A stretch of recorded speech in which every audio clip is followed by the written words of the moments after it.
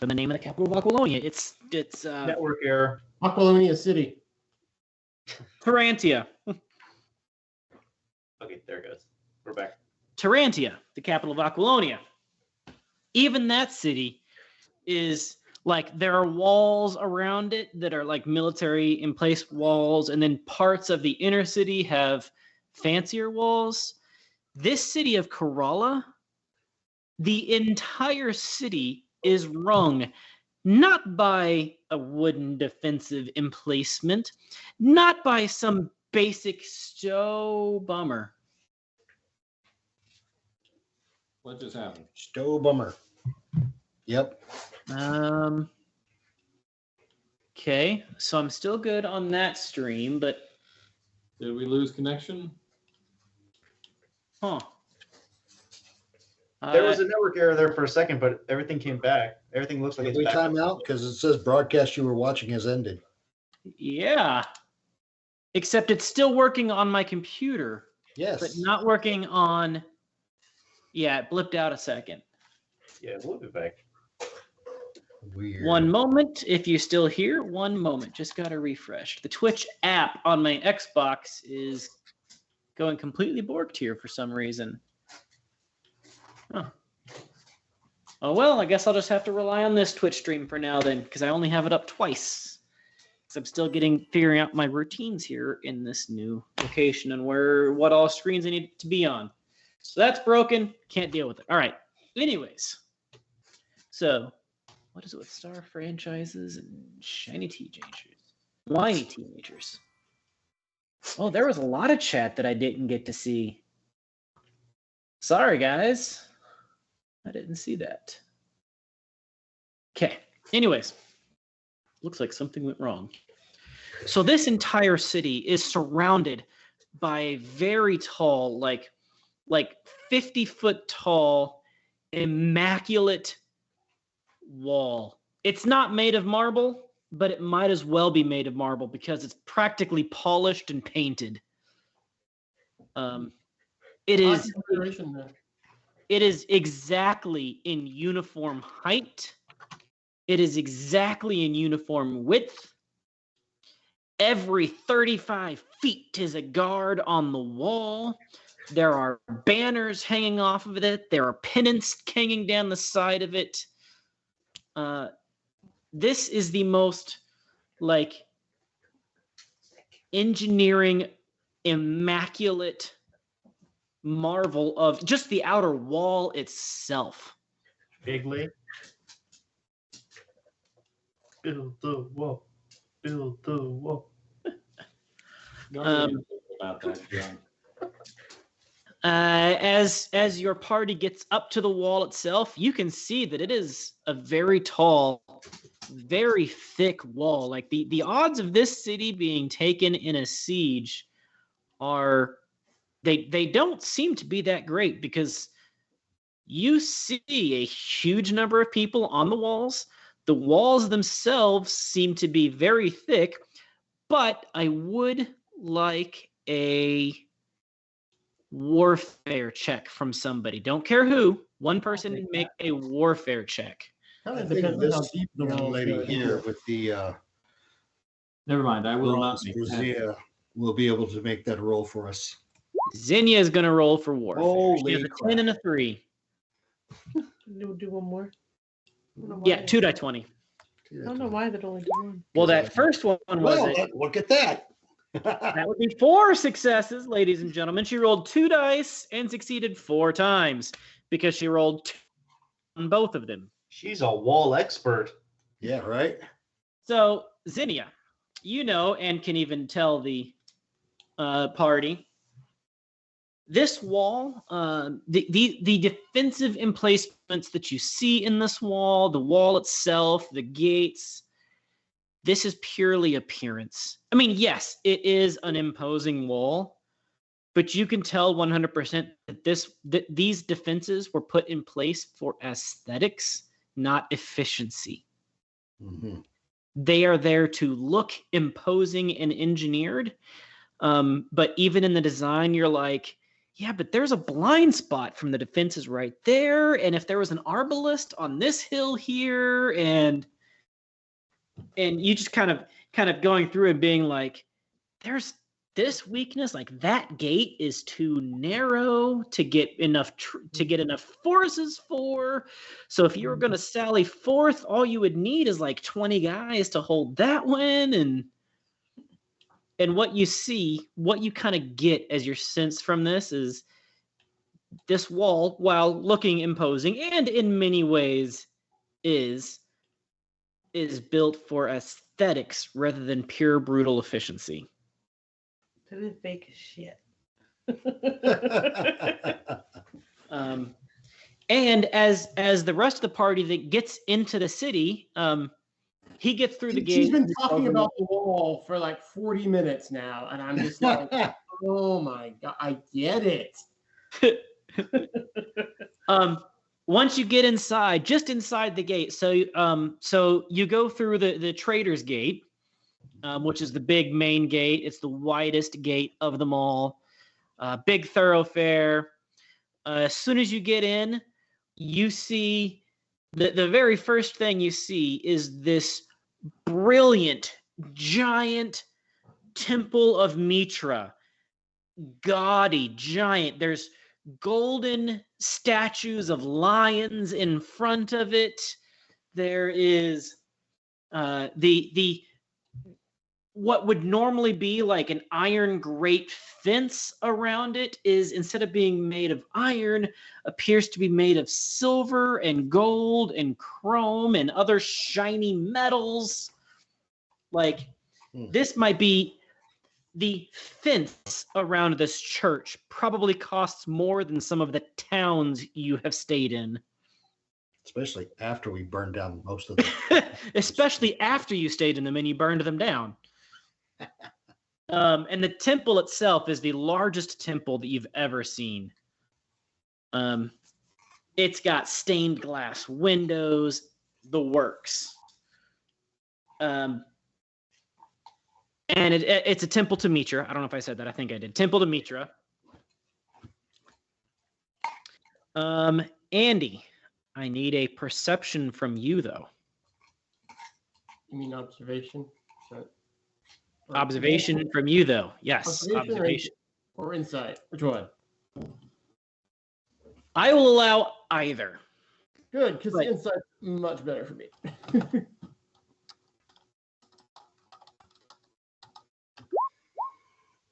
One success? Yep. One or two? Just one. Okay. So yeah, obviously you see this and you see that somebody poured a bunch of money into this temple. There are monks there. They're like priests of Mitra that are in front of it, calling out to people, passerbys. One, it feels kind of false. Two, if the amount of money they spent on this temple alone, imagine how many poor people it could feed. And three, just one, you notice an Acheronian snake at the foot of one of those golden lions. Like an animal or a carving? In the stone itself that the lion is placed upon, the golden lion. There is a relief of an Acheronian snake, kind of tucked in. You can't quite see it, but there is a relief of an Acheronian snake at the feet of one of those golden lions. I shake my head that it's not unexpected. Especially not in this town. He takes you through. As you go through the city Because I know Zhang has some background in lore and sorcery, I'll point it out to him, and so that he knows, that it may be beautiful on the surface, but rotted to the core. Yep, Zhang, it takes you a little bit to see it, but you eventually notice it as you're walking down by. So this city is kind of built on hills. It keeps getting higher, and the higher up that you go, the nicer it gets. It takes you through another ring of walls, an inner ring of walls, into what appears to be more like the nobles area of the town. And you're going up this, I mean, you'd have to call it a boulevard, right? It's this big, broad, perfectly cobbled street. There are trees spaced every 100 paces in the middle of this boulevard.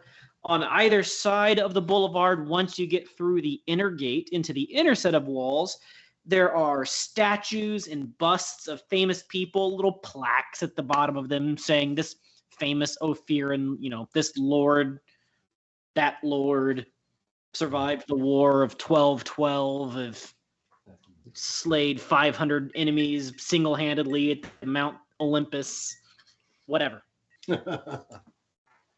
Right.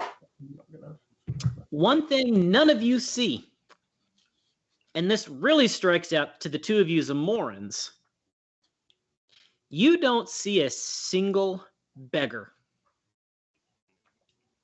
You see lots of guards. You see lots of catch poles. You see lanterns and places for torches and lamps. As you're going through this boulevard with Tiber, you don't see a single beggar. I mean, Even in front of the Temple of Mitra, you don't see a single one. I am curious, but I don't know how to bring that up in a. I mean, if you're poor enough to be a beggar, you're poor enough to be a slave. That's not the way he talked about slavery working here. No? No. They might find an excuse to make it work that way, but that's not the way what he alluded to. Mm. Every city has poor people, no matter what.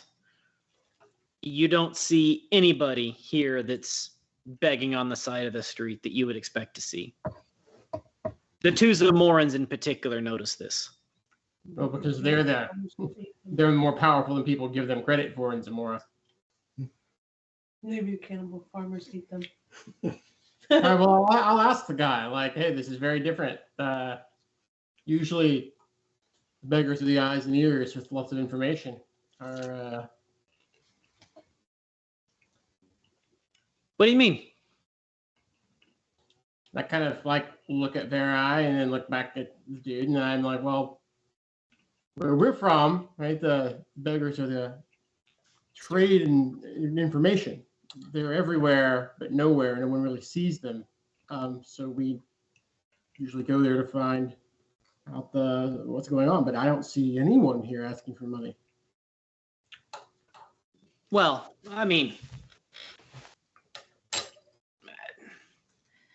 I don't know how to. I feel so.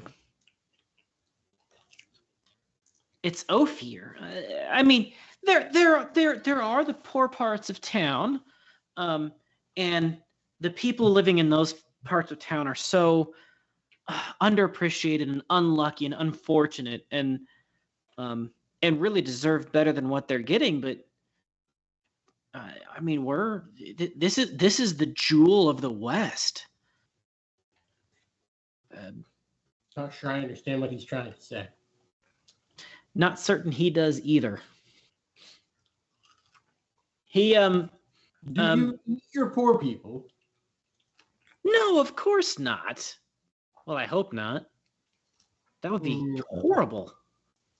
If you want to give me an insight check, and yes, you could even call this a thievery check or dealing with the underground check, either whatever or.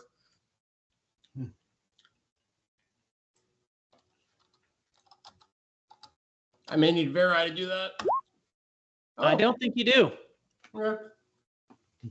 So as Tiber is talking about this, the sense from him is he is very privileged, and he probably doesn't know what a poor person looks like. He certainly doesn't know what it means to be poor. He's heard legends of not having money. Yeah. And he's probably even taken trips through the poor quarter before. Maybe he went there and gave out some bread and feels good about himself. But he genuinely doesn't. Oh, redeem object for the PC that is the least scrupulous. Soul Cage Black Charm. A plate Pretty sure that's Mike. Wait, is that Mike? Wait, I'm gonna argue here that it might be our ranger. rather than the assassin is the least scrupulous. The assassin didn't want to use the magical item of mass destruction. I mean, he is. That does make sense. Bill, do you have any argument against being called the least scrupulous person in the party? I would say stabby in the face in front of his own family would be But less. that was in the face, than though. me. The most immoral person in the party, the least ethical person in the party. Would Bill? be the assassin who gets paid to kill people. Verai? He could be working pro bono. I'm pretty sure it's for I'm reading what this is. It is a pendant about yay big, so a pretty large pendant Yeah. of a small clumped human bones. If you add your blood to this charm, you become the owner of it. Yeah. And then you put it on somebody else's neck. If they are incapacitated, they come back as an undead, half undead minion controlled by the pendant's owner until they are full deaded. That's a thing. Well, that sounds like something I need to smash. So I gotta be honest, like I'm pretty low on my scruples, but this definitely sounds something that I don't think any of us are that low. I think Bill gets it. I think Bill's the least scrupulous. I think Bill tosses it into a goddamn, fountain or something. My character would not want this thing. I'm just gonna leave this for children to play with. Right? Right. Anybody Exactly but why me. he's the least scrupulous. Exactly what he's the most scrupulous. Although we could use it to interrogate one of the followers of this set thing that we're trying to. All right, fine. I'll take it. Throw it on Bill board. gets it. I will introduce it to you momentarily. All right. As you're walking through this city, the inner rung of this city, you see mansions and villas tucked in close to each other. You see art galleries.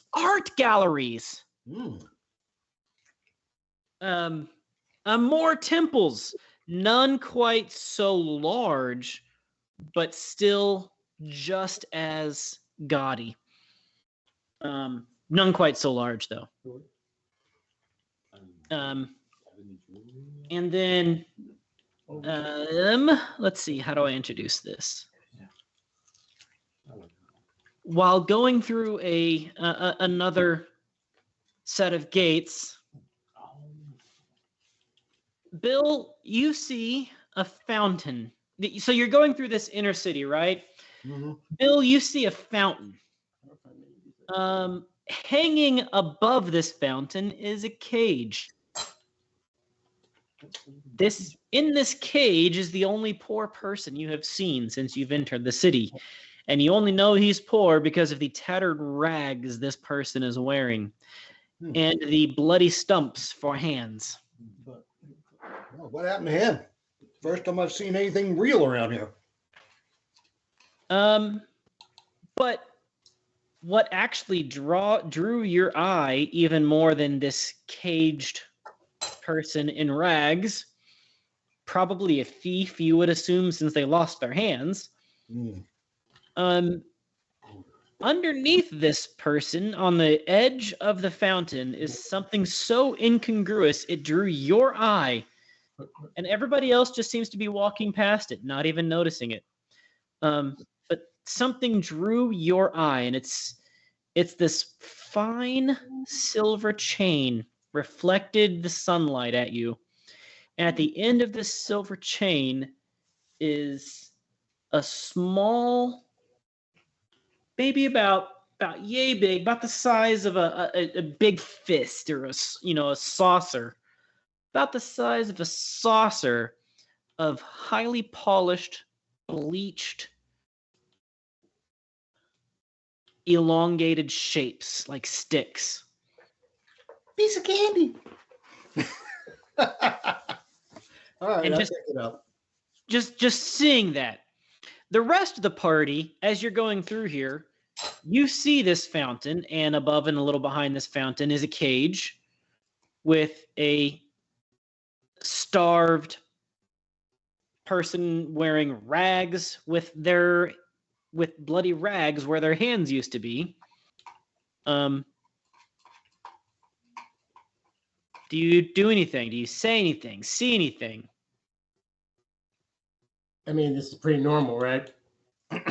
Apparently, I mean, nobody's even giving it a second glance, except for Bill, except for Thornitius, who, almost as if he's in a trance, walks over to it and picks something up off the ground. Hey, Tiber, is this normal around here? Is this what happens to your poor people? Tiber says, yes, it's barbaric but effective. When thieves are caught in the inner city, they are displayed for others to see. Now they'll teach them to be poor. Well, it's not that he was poor. He was a thief. He was captured as a thief, I believe. He was caught being poor. Even worse. So I'm like, is he caught thieving, or is he just caught existing within the inner city? Is this place run by Republicans?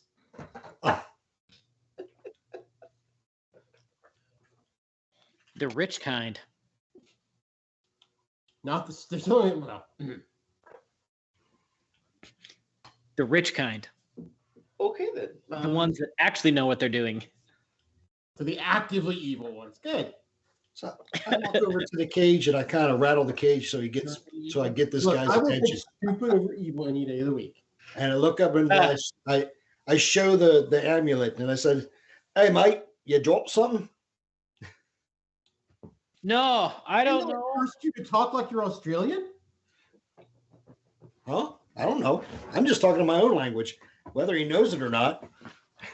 How about a human a hummaning? I don't know what you're saying. If you don't speak Ophiran, you cannot answer his response. But his body language tells me he doesn't want it, right? His body language says he is starving and probably going to die soon. Oh, sad. And he has no hands. Even sadder. That'll teach him to have an abortion. If this is your thumbs up.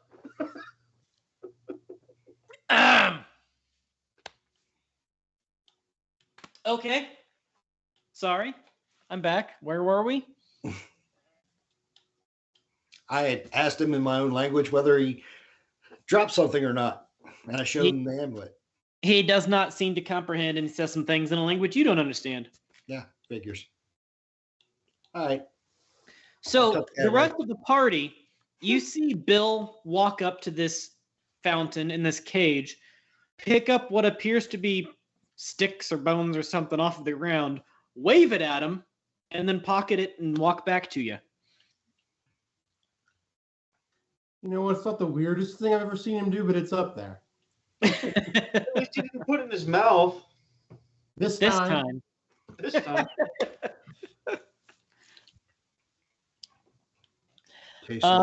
And Tiber continues to take you. So Take as me, you Tiber. get, sorry. No, sorry. He continues to take us. That's great. Thanks. As you go higher up the hill, you get what appears to be the more influential families. Tiber's home is really far up the hill. Thought you were from a lesser family. However, when you get there, Whereas most of the families have a whole host of guards and lamps and lanterns and servants, and they're immaculate. His house is not. His household is not immaculate. It is in need of a little bit of repairs.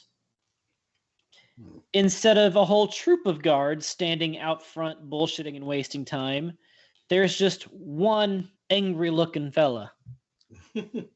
Instead of a small army of servants, there's just a few.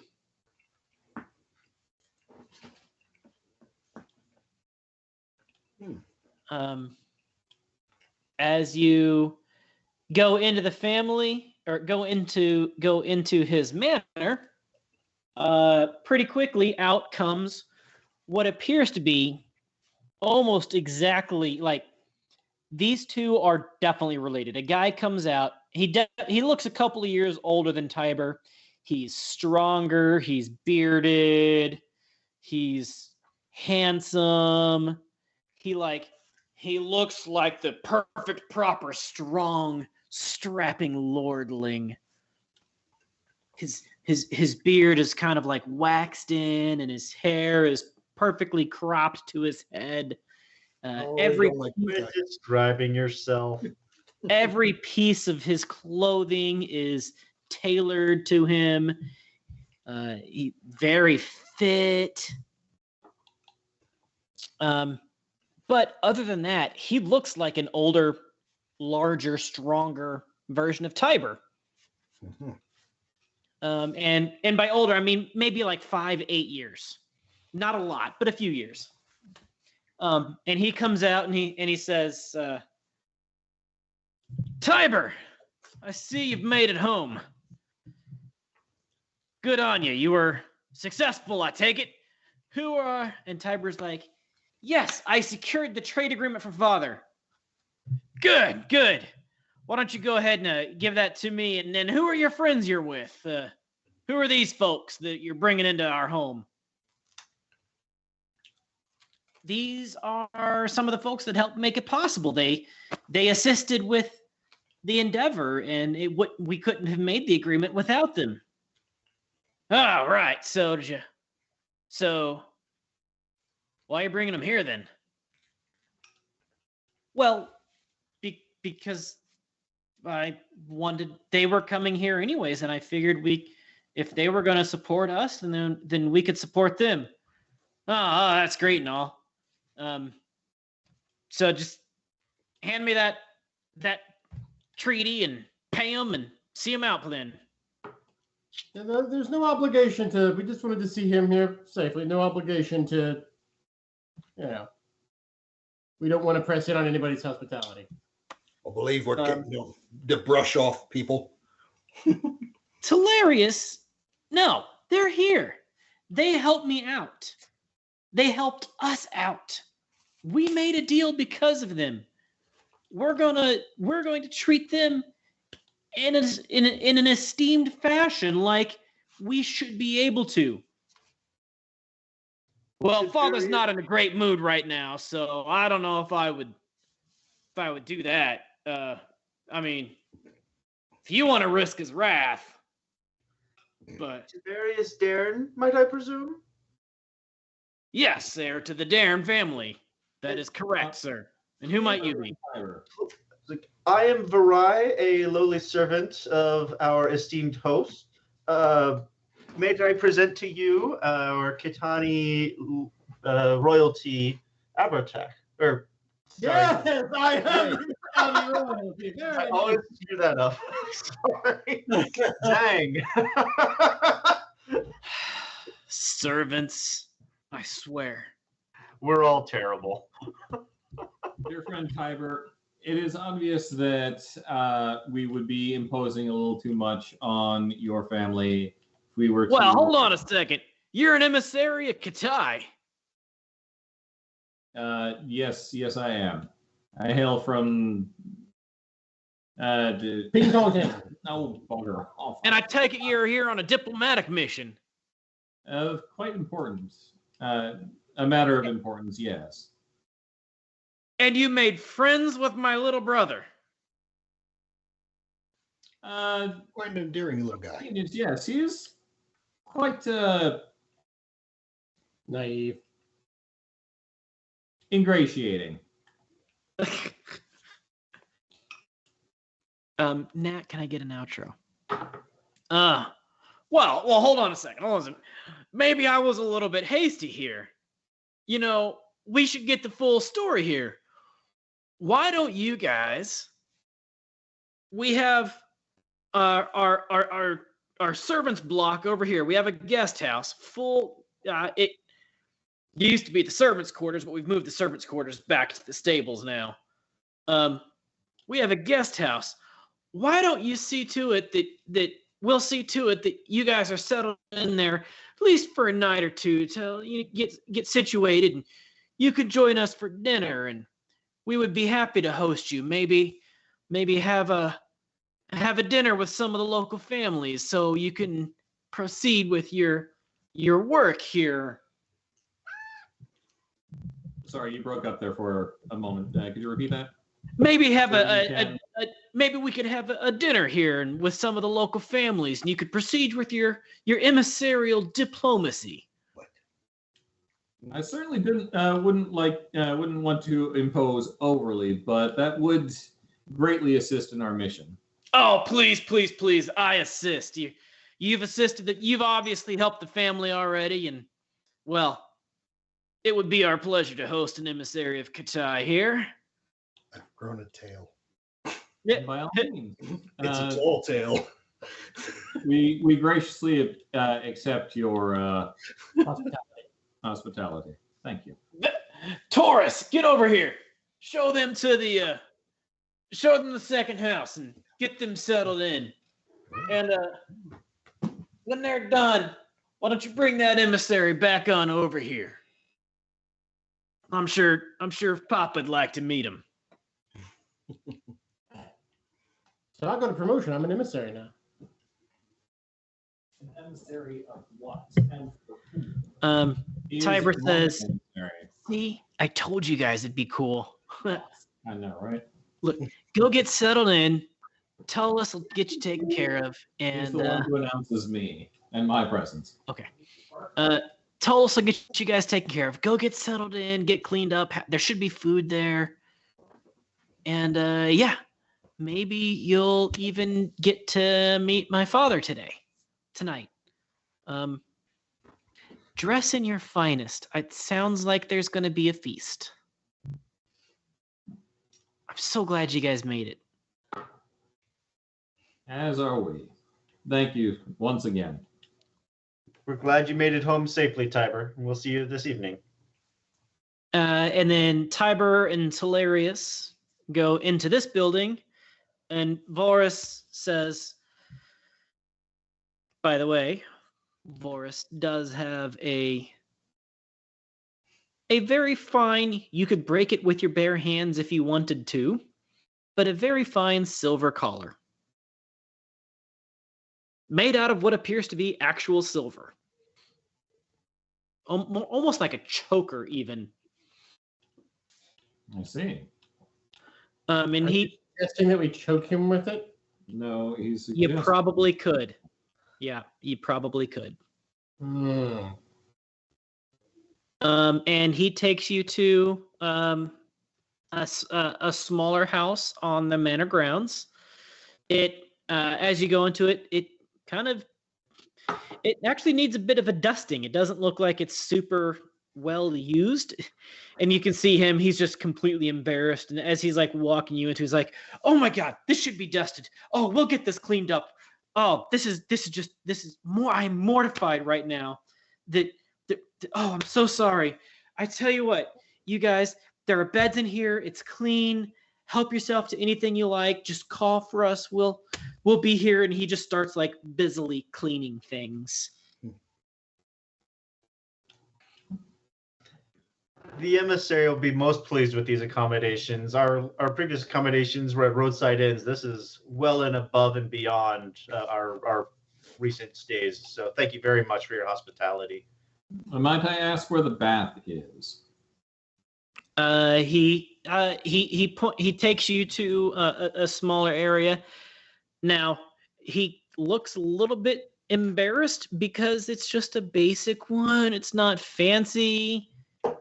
But as you can see, this actually used to be some sort of like the house servants' quarters rather than an actual fancy guest house.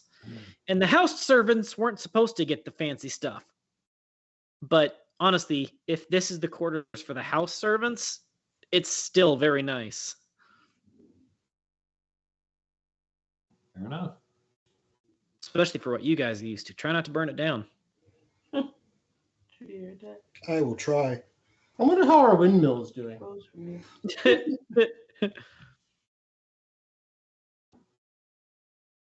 We didn't burn that down. No, the rest of the city maybe, but not the windmill. No. We still need All to right. go back and collect on that. Is there anything in particular you guys are doing at this moment? Cleaning clothes because we have a feast to prepare for, and I gotta get nice. Gotta get purdy. Preparing my finer vestments. Other than that, All right. And Well, sharpening things.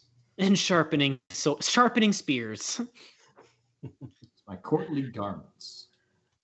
Well, in that case, I think we will call it here for the night. We got about 10 minutes left in the stream. Polishing my witch hunter mask. Polishing the witch hunter mask. So, ladies and gentlemen, chat, we're so happy you could join us. Tomorrow night, the group effed up. Let's just face it this way. Strahd is free. Strahd is here. Find out why and what happens tomorrow at 8 p.m. Eastern. Thursday, the xenomorphs run rampant in Alien at 8:30 p.m. in Aliens. Eastern time. Friday, 6:30 p.m. joins Simon for Cookie Truck, where I think the cookie of the night is animal crackers. Sunday, 9 p.m., the group continues to explore Omu and face the worst villain they've seen yet, the Demon Barber. Monday, 8:30 p.m., the cast of the Solar Patrol continues their antics. No one's quite sure what's going on anymore, but they're boldly going forward because they can't find reverse. And on Tuesday next week, we will be returning. Same good time, same good channels, 7 p.m. Eastern for Conan, Adventures in an Age Undreamed of. We love you. Good night. Bye. Bye.